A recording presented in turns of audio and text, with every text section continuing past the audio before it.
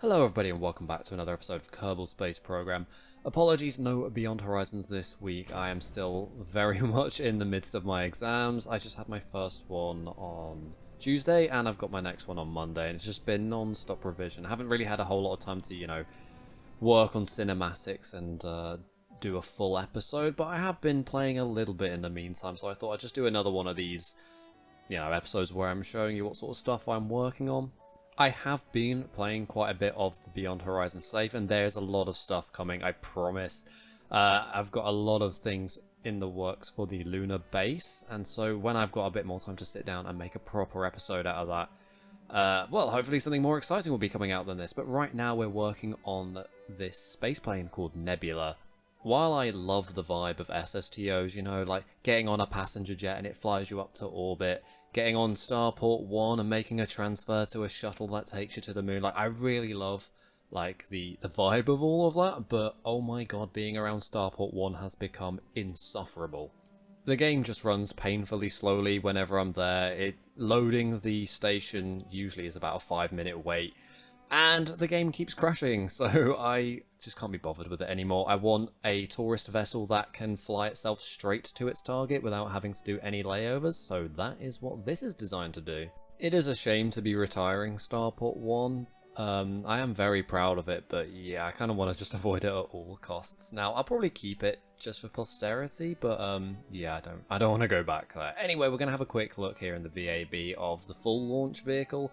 Designing this posed a few problems. So the back of the shuttle has the Mark III adapter from the Mark III spaceplane parts, which doesn't play nice with any of the decouplers. As well as that, we've obviously got big wings on the top, which makes the thing want to flip over, so I've had to go for some pretty hefty fins on the bottom there.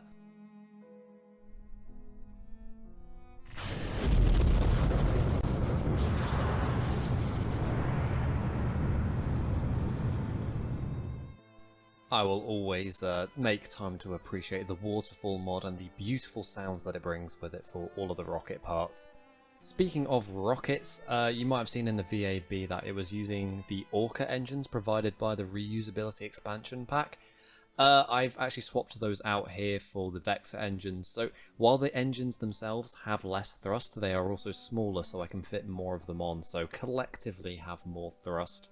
They're also a lot more fuel efficient as well, so I struggled to get the whole thing into orbit with the Orca engines, but with the Vector engines it does a little bit better. It's not quite perfect still, as we'll see in a moment, but it gets a lot closer than it did before. And I'm bringing over the lessons from the Hermes launchers, because yes, of course, I want to return the booster and make it reusable.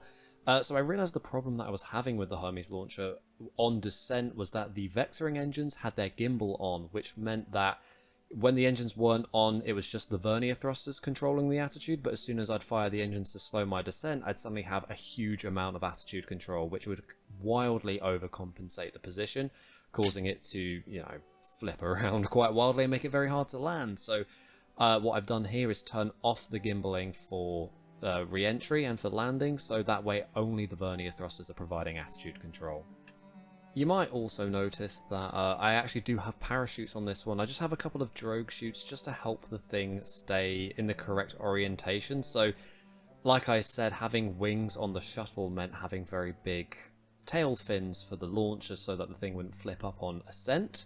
But the problem is that makes it aerodynamically stable the wrong way on descent. And while I do have the air brakes there, it still doesn't keep it very stable. So the drogue chutes are just there to make sure it points in the correct direction before hitting the ground.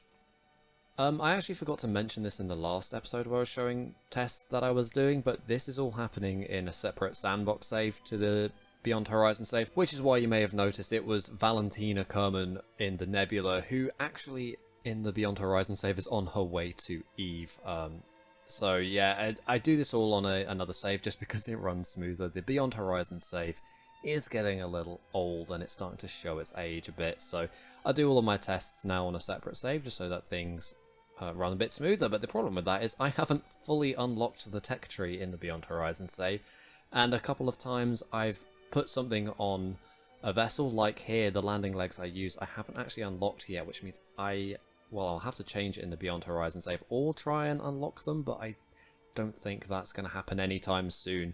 Anyway, here we are coming in for our landing. You see the drogue chutes there just helping us stay oriented the right direction. And we actually put it down on the ground quite nice and gentle, and it doesn't tip over. It tries to, but it doesn't. Heading back up to the Nebula, we said that this is a test flight, and so we're going to give it a proper test. We're going to be taking it for a quick jaunt around the moon. After all, our pride and joy in the tourism infrastructure is Tavern 3, our big space hotel in lunar orbit, so that's probably where it's going to be going most of the time.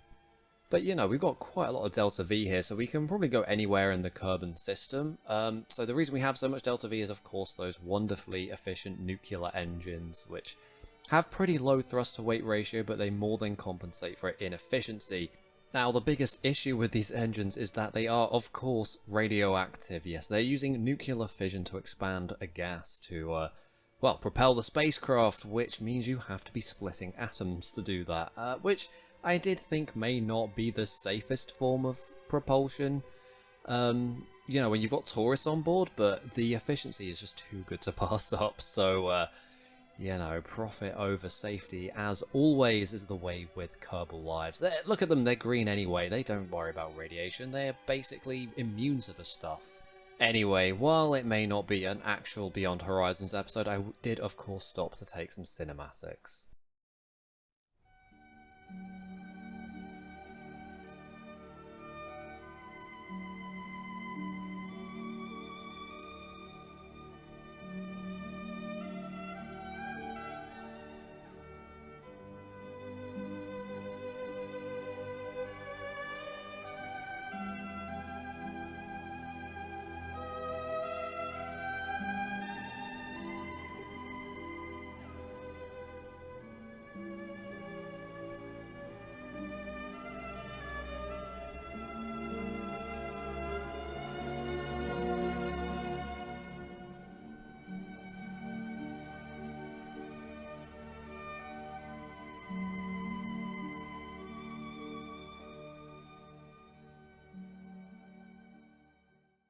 So we'll spend a little bit of time around the moon, do a few orbits, and then we'll head back. In the meantime, I sort of wanted to talk about the future of Beyond Horizons as a series, because I've mentioned a few times that the save is getting old and it's definitely showing its age. It's getting laggier and things are running a bit slower, and also there's just a lot of craft files slowing the game down. So at some point, I want to shift it all over to a new save, essentially. But before I do that, there's a few things I definitely want to get done first. So right now there's a few missions that are in flight, and I want to get those all done first. I think with the Eve mission, I think I can get it to Eve, get everything in orbit, and then see where we're at with everything else. And maybe when we start the new save, we can just get those things, you know, transfer the craft files over. But for everything else, like Demeter and the Echo probes, I want to get those all done. I also want to unlock the full tech tree so that I don't have to be worrying about how I'm going to keep that progression going. If I get the full thing unlocked, so then when I start a new save, I can just unlock the full tree and start from there. And I also want to finish the construction of the lunar launch site. I think that's going to kind of be a, you know, a fun addition to have in the next season, I guess, of Beyond Horizons. So those are the things I want to get done before switching over to the new save. When it is time to start the new save, well, like I said, I'm kind of thinking of it as sort of seasons. I guess it's a bit silly to think of it that way, but I'll kind of want to shift the focus a little bit. So we'll have either done the Eve mission or we'll be doing it. I then want to set my sights on Jewel, and I don't just want to, you know, go to Jewel and visit it a little bit. I kind of want to start colonizing the whole system. So obviously we've got our launch pad on the moon. That's going to start making stuff like that a lot easier. So I think, yeah, maybe stuff like that would be quite fun to do. So I want to send an expedition out to Jewel, specifically Lathe, and do, you know, the whole shebang there. Like, make a surface base. I want to make a hovercraft base, one that roams the oceans of Eve, doing lots of science, and then we'll start working towards colonizing the oceanic moon of Jewel, and then, yeah, I think that should be kind of a fun thing to do. And then maybe I've been looking at the Outer Planets mod, so maybe that's something to look into for, way down the line. Like that would be way off in the future. For now, I want to get everything that's going on done, and then we'll start thinking about that. If you've been watching the series for a while, or you just tuned in, like,